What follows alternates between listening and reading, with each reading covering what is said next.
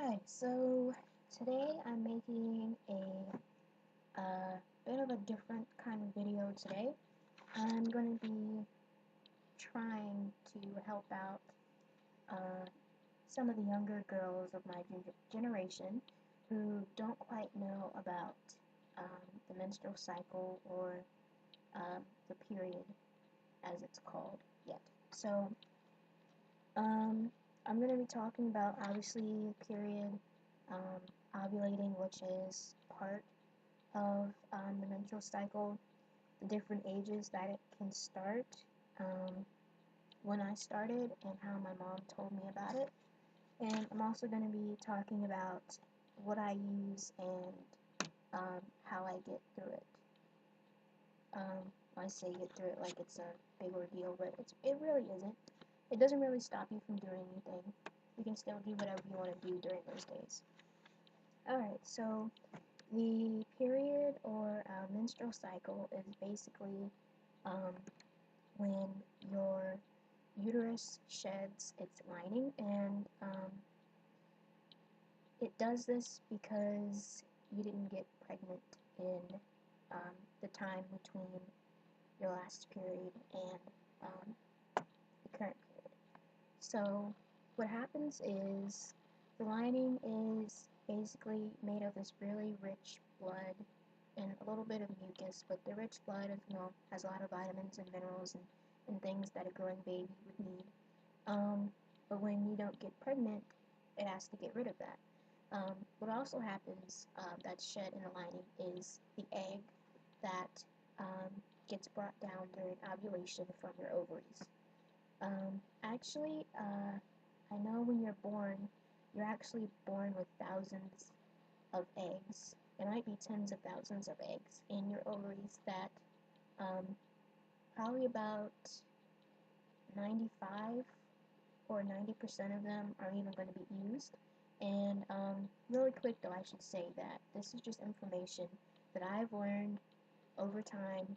Um, I'm not a doctor or anything, obviously, and this is just giving my view, my take on what I've gone through. Um, but yeah, when a female is born, she's born with probably tens of thousands of eggs, and most of them never even get used through time.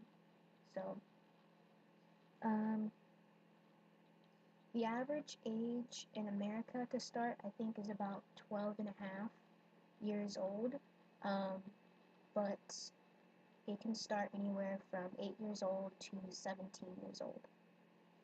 And the cycle, when you're actually bleeding, can last from 2 to 7 days, and it can happen from anywhere from 25 to 35 days, a cycle where it happens over again, but it can happen longer than that as well. Um, when my mom told me about this, I was about 10 years old, I think, and I wasn't really scared by it or anything. It was just something I accepted because I guess of the way she explained it to me. My mom doesn't really nitpick, or not really nitpick. She doesn't really hide things from me that I need to know, and I think that's really good that she did that for me. But she told me early, and so I wasn't scared when it happened. When I was 2 or 3 days away from my 12th birthday, so I really appreciate that she did that for me and wasn't afraid to tell me about what was going to happen to me. So yeah, I started 2 or 3 days before my 12th birthday, and like I said, I wasn't scared or anything. I know I've read about it. I haven't really talked to anyone about it, but I know some girls who whose mothers didn't tell them, or maybe they didn't have anyone to tell them, were sometimes really frightened when it started because they didn't know what it was. I mean, think about it. You start bleeding from a really sensitive place all of a sudden. You're going to be a little bit scared if you don't know what it is. So that's the reason why I'm doing this video, or maybe you just need more information. Um, but yeah, I started when I was almost 12 years old, and yeah, For me, I'm usually pretty good. I do know I sometimes have to watch what I eat, things like that, just because it can kind of affect um, the cramps for me anyway. There are some symptoms that you can get with the menstrual period. Obviously, there's the bleeding aspect, which if you're on your period, you're always going to get that. You could be moody, you could get headaches, you can get bloaty, you could have muscle aches, back aches, neck aches, different things. You can go, like I said, through different moods. Um, Sometimes things could easily upset you. Um, so there's different things. And me personally, um, sometimes I do get a little bit moody, but that's not really too bad for me. Um, like I said, with the cramps, it depends. Each woman, girl is different. So all these symptoms I listed will vary in um, will vary in the way it affects you. So some of these might happen to you, some might not. They all might happen. There'll be different levels, and obviously as you go through the days, they're gonna calm down a little bit. Oh, another symptom I listed is acne. I did not list actually, is acne flare-ups. You might get those because of the hormones going up during that time. You might get it just before you come on, so that's just going to be like a telltale that you're about to go on your period. Um, Me, I do get a little bit worse with my acne just before, so that tells me I'm about to go on my period, or I might get upset, a little bit upset the day before for probably little provocation. That's just me. I try to stay calm. Um, okay, next I'm going to go on to what I use to have a smooth sailing through not my couple days, through my few days of being on my period. So, for me, I have this big drawer of stuff. You can see that. So, I'm just gonna go through all that I have here. So these are big, giant night pads. They're just really long and they cover your whole underwear, so um, I found that I sleep on my side a lot when I'm on my period, just because you don't want anything soaking through your pants and getting on your sheets, which is really annoying. That happened to me the first couple months because I didn't know. But you learn fast about how to sleep. So yeah, these are the night pads I have. Under those, I know it might look weird that I have bags around the sides, just because you can see it's clear, so I don't want anyone coming into my room and seeing all my period stuff. That's just me. Next, I have these. These are just, you know those toilet seat, like tissue paper things they have in public restrooms and in the stores? Well, sometimes I kind of take some, and I just use them to wrap up the used pads and tampons so I can easily throw them away without my family really seeing the gore and blood, which I find very helpful because I kind of don't want my family to see that. So I also wrap it in a plastic bag. Next I have ultra thin, um, ultra thin pads. These are super long. I didn't mean to get super long, but it's okay. These have dry lap care and they absorb in seconds. I don't know if that really does anything or not, but these are really comfortable. When I was younger, I was using the really thick pads, um, and it was I mean, I didn't wear anything that you could see the pads through my pants, but I was still paranoid about it, so now I just use the ultra thin ones. You can see. And I have a few U by Kotex pads left. I have Summer's Eve wipes for sensitive skin. I also have another kind of wipes as well. I have the U by Kotex Refresh wipes, and these are flushable. And I have a few Always wipes left. These are flushable as well, I believe. Yeah, these are flushable too, this particular ones I got. Next I'm going to go on to the tampons. I just recently started using tampons around 17 years old, so just last year. But I started out with the U by Kotex tampons, as you can see here. I actually like those the best.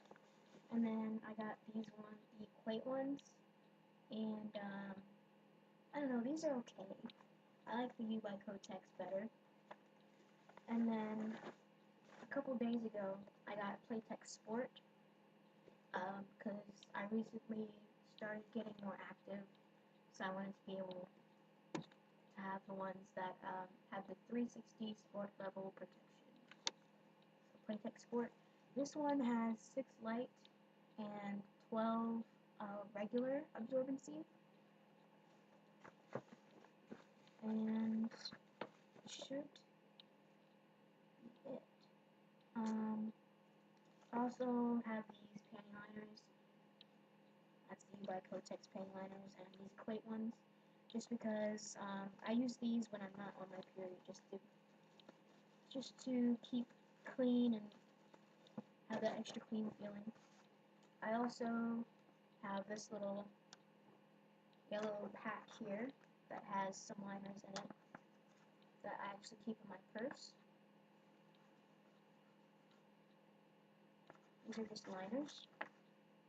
And something that I have found very helpful to make is my own, it's just a little makeup bag that I have. And in it, I have, I think it's 6 panty liners. I have these little Always Plus disposable pouches. I haven't been able to find these anywhere. These are actually hand-me-down from my mom. She gave me, but Always Plus carrying disposable pouches. So when you go in the public bathrooms and you have to change, you can just put them in here and throw them in that little container that they have. I have 4 pads, thin ones. There's 2 U by Kotex and 2, I guess these are Equate ones from Walmart. I have the flushable U by Kotex wipes, and I have 3 tampons in here. So I packed this all into my little emergency kit bag, and I always carry this in my purse during the days that I'm on my period. So that's what I found to be helpful to take around with me.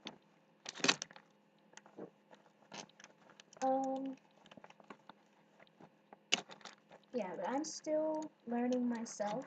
I've only been doing this for 6 years, so I still have a lot to learn. Obviously, when you're on your period, you want to keep yourself clean and everything, keep everything hygienic. And I do sometimes take some like Tylenol or aspirin for when the cramps get really bad, but they usually don't. I find that if I eat more like vegetables and less fried food during like the month before, I don't really get as bad cramps or feel as moody or crappy when I'm on my period. Also, something I found that helps because I get a lot of back pain. I have these hand warmers, and, well, I guess they're body warmers. What I do is I just, you activate them by shaking them, and then I just wrap them in a hand towel, and sometimes I'll lay it down, and then I'll lay on top of it and just lay there, or I'll lay on my stomach and put the pack on my back or on my lower belly. So I just found that helps, even though they say it actually doesn't really do anything, but I feel like it's making the muscles relax a little bit more. So I do recommend getting something like this, or using. I also sometimes use an electric heating pad, so you could do that as well. Um, I don't really have any other remedies besides the heating pads or the electric heating pad and the medicine. So, and besides, eating a little bit of a better diet. Um, that should be all that I have in there. So I hope this helped some people, some girls, understand what's happening to you and different ways to, um, not only to cope with it, but to understand it and to learn how to live with it. It does not, um, it doesn't hold you back or anything. I still go to the gym, um, when I'm on my period, because exercise is supposed to help you feel a little bit better. It's supposed to help with the blood flow and things like that. Um, I still went to work when I was on my period. I still did things, so it does not hold you back at all. And you'll still be able to do sports and do school activities and do all the things you want to do. It's not going to hold you back, so don't worry about it. It's just another fact of life. It's just something that you have to deal with being a girl, being female. And it just means that you're growing up. So you shouldn't be afraid of it. You should be proud of it. And you should be proud of who you are and what you are. Alright, thank you for watching. Like I said, I hope this helped. I hope it explained some things, and I hope that if you are worried or if you are scared, that you aren't anymore. Thanks for watching.